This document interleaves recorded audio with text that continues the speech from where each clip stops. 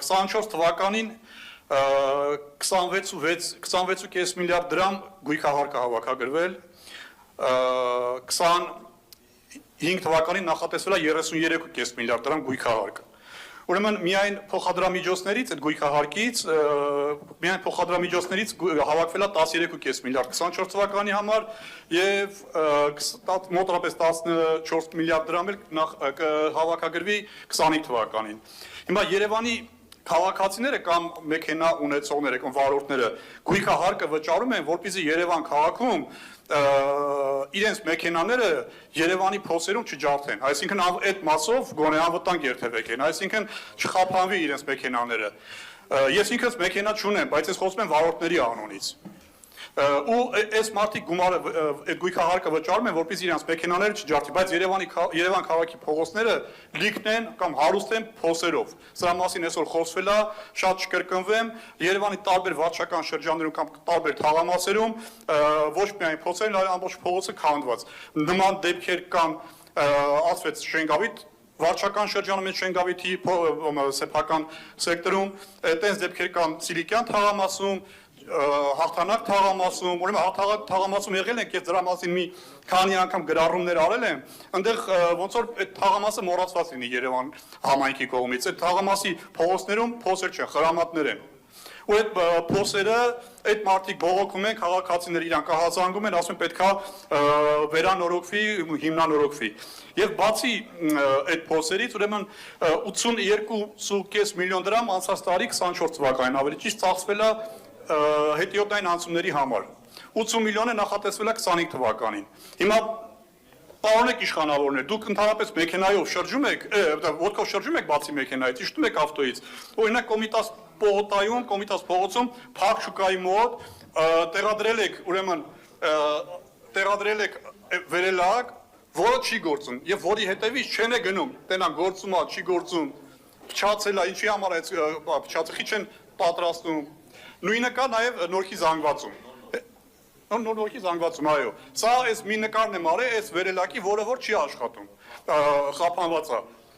Հեռու չգնանք այստեղից մի 3-400 մետր հեռու Սուրբ Սարգիս եկեղեցու մոտի գետնանցումը։ Ուրեմն այդ գետնանցումով դուք նյուժել եկեղեցի չեք գնում, որ այդ գետնանցումով անցնեք, տեսնեք։ Ուրեմն ինչա կատարում, սա աստիճան։ Ես ավարտում եմ, այս ցույց են տալի ավարտեմ։ Սա բան ուրեմն գետնանցումի նկարներն եմ արել, որ ցույց տամ, թե ինչ է կատարվում գետնանցումում։ Այդ գետնանցումը, ուրեմն տեսեք, հերթով այսպես արագ ցույց տամ, ավերվակ վիճակ։ Սա վերանորոգման, շտապ վերանորոգման կարիք ունի, ուրեմն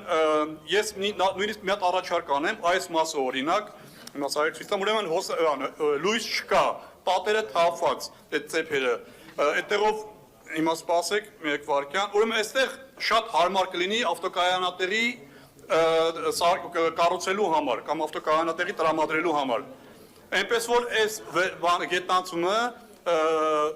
նորից եմ ասում, քաղաքապետանից 3-400 մետր է հեռու։ Գոնե այս գետնանցումը պետք է առաջնահերթ կառուցվեր, եթե չի կառուցվել, ուրեմն նախատեսեք 25-26 թվականներին այս գետնանցումը կառուցեք։ Ես ինձ ուղղակի արագ եմ ցույց տալի։ Եվ այս հատվածը, որտեղ կարելի է ավտոկայանատեղի կառուցել, այստեղ մեքենաներ կանգնեցնեն, եւ որով նաեւ կբեռնաթափի որոշակի հատված։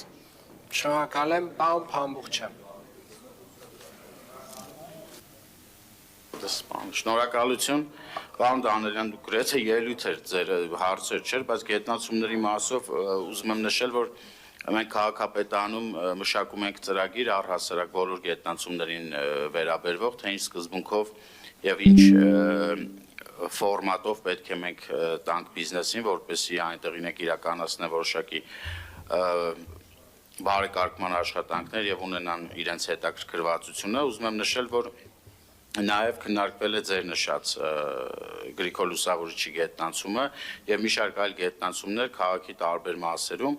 Առաջիկայում մենք կունենանք այն կոնցեպտը, որը որ մենք կդնենք, գուցե կդնենք մրցույթային, ամեն դեպքում մրցույթային է լինելու, բայց թե նախագիծը կամ թե էսքիզը եւ թե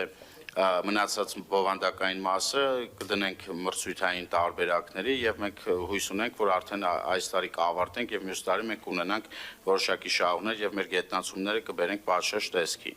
Այս մասով այսքանը, մնացածը ճիշտ ասած չեմ էլ հիշում մյուս մասը ինչ է։ Կավելացնեմ ուղղակի նաև չմոռանաք ձեր կողմից 2 անգամ վերանորոգված Մաշտոցի պողոտայի Փախշուկայի դիմացի անցումը, որը ձեր 2 անգամ վերանորոգելուց հետո նորից անմխիթար վիճակում է գտնվում, դա էլ դիտարկեք, բայց վերանորոգելուց նենց ընկերության տակ վերանորոգի կամ նենց հետևողական ելնեք ավելի ճիշտ, որպեսզի 3-րդ անգամից հետո 4-րդ անգամվա վերանորոգելու կարիք չլինի։ Եվ այս անցումները,